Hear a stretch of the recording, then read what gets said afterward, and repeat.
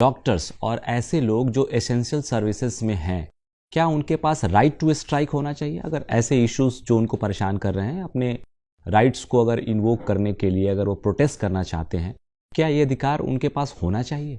Sir, right to strike की बजाय मैं कहूँगी कि right to express their complaints, एक पीसफुल जो राइट है वो सारे प्रोफेशन में होना चाहिए। लेकिन जो इमरजेंसी सिचुएशन है उस प्रोफेशन की, वो उस कंडीशन में हैम्पर नहीं होनी चाहिए। एक इंडिपेंडेंट रिपोर्ट के हवाले से मैं कोट कर रहा हूँ कि कई बार ऐसा देखा गया है कि right to protest in a peaceful manner, लेकिन एसेंशियल सर्विसेज होने के कारण बहुत सारे लोग हैं जो उस नेट से बाहर चले जाते हैं। अगर आधे घंटे के लिए भी चले जाते हैं तो उनका उनके हेल्थ पे प्रभाव पड़ता है। इमरजेंसी सिचुएशन ही नहीं, नॉर्मल कोर्स में, जैसे कि किसी को अभी तुरंत दिखाना है, डायबिटीज़ का पेशेंट है और वो इसलिए नहीं दिखा पा रहा है क्योंकि डॉक्टर ऑन स्ट्राइक है। आपको लगता है कि अलग एक मैकेनिज्म होना चाहिए, ड्यूटी से कोई कॉम्प्रोमाइज एज सच नहीं होना चाहिए? यस सर, एक इंटरनल मैकेनिज्म अगर हम बॉटम टू टॉप और टॉप टू बॉटम कन्वर्सेशन का रखते हैं तो अगर कंप्लेन वैसे ही रिजॉल्व हो जाती है तो मुझे नहीं लगता कि कोई रीज़न है कि वो स्ट्राइक करना चाहेंगे। ठीक है, मुझे ये बताइए कि इंडिया में जहाँ तक फूड इन्फ्लेशन का सवाल है, क्यों ऐसा कहा जाता है, जो एक्सपर्ट्स हैं, इन्फ्लेशन को समझने वाले या फिर जो आर्थिक मामलों के विशेषज्ञ हैं, वो ये बताते हैं कि मांस और डेयरी उत्पादों के उपयोग में अगर कमी आ जाए तो फूड इन्फ्लेशन सब्सटैंशियली डाउन हो जाता है। क्या दोनों के बीच में आप रीज़न ट्रैक कर पा रही हैं? सर, नॉनवेज का जो मैन्युफैक्चरिंग प्रोसेस है वो बहुत एक्सपेंसिव है as far as I know, तो मेरे ख्याल में इस वजह से चार्जेस बढ़ जाते हैं। Sorry sir. ठीक है, आप गेस कर रही हैं। Yes, ठीक है, sir. ये एक इंटेलिजेंट गेस है। चलिए, कोई बात नहीं। मुझे ये बताइए कि जैसे आपने पढ़ा होगा micro, small and medium enterprises होते हैं, तो ऐसे इंटरप्राइजेस में in terms of investment in machine और टर्नओवर के माध्यम से आप डिस्टिंग्विश कीजिए कि किसे हम माइक्रो कहेंगे, किसे स्मॉल कहेंगे, किसे मीडियम कहेंगे। सर, 1 करोड़ से स्टार्ट होता है ये। ठीक है, फिर 5 करोड़ उसका टर्नओवर होता है। हाँ फिर ठीक है, सर 5 गुना। 1, 10, 20 और 1, 10, 20? Yes sir, sorry sir. ठीक है, पूरा नहीं पता आपको, चलिए कोई बात नहीं। मुझे ये बताइए कि आपने ये पढ़ा है कि भारत में किसे हम इकोनॉमिक ऑफेंडर्स कहते हैं, कौन होते हैं? सर, इकोनॉमिक ऑफेंडर्स वो लोग जो डेट अपना रिटर्न नहीं, अगर उन्होंने किसी तरीके का लोन लिया हुआ है और वो उसकी पर्टिकुलर ठीक है, टाइम लोन पे डिफॉल्ट करने वाले को हम इकोनॉमिक ऑफेंडर कह सकते हैं। आप मुझे बताइए कि एक स्पेशल एक्ट है, fugitive economic offenders act 2018। Yes sir. उसके अंतर्गत कितने राशि का ऑफेंस करने से उसे हम फ्यूजिटिव इकोनॉमिक ऑफेंडर की श्रेणी में शामिल कर लेंगे? सर सॉरी सर, आपको नहीं पता है। अच्छा, मुझे ये बताइए कि मनरेगा के बारे में आपने सुना है, ये सेंट्रल सेक्टर स्कीम है, तो मुझे वो बताइए कि अनस्किल्ड, सेमी स्किल्ड और स्किल्ड अगर काम दिया जा रहा है मनरेगा के अंतर्गत, तो केंद्र सरकार किस अनुपात में पैसा खर्च करती है? सर एग्जैक्ट मुझे आइडिया नहीं है, पर 252 रुपीज़ जो स्टार्टिंग है इसकी। चलिए, कोई बात नहीं। मेरा अंतिम सवाल है आपसे।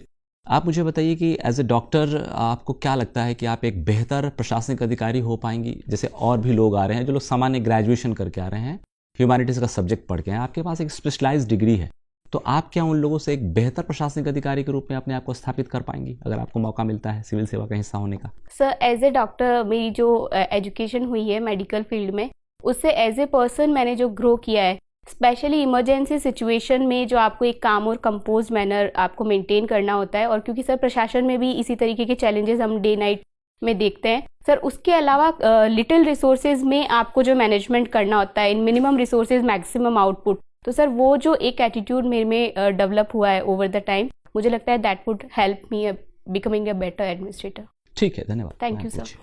मुदिता, 2 टर्म्स हैं, एक है ड्रग इंटरमीडिएट्स और एक है एपीआईज, दोनों में क्या डिफरेंस होता है? मैम, एक्टिव फार्मास्यूटिकल इंग्रेडिएंट्स जो होते हैं वो इनिशियल जो कंटेंट होता है उसका, जिसको की मटेरियल भी हम बोलते हैं, ये जो केमिकल कंपोनेंट होता है जो थेरेप्यूटिक इफेक्ट लाता है वो होते हैं।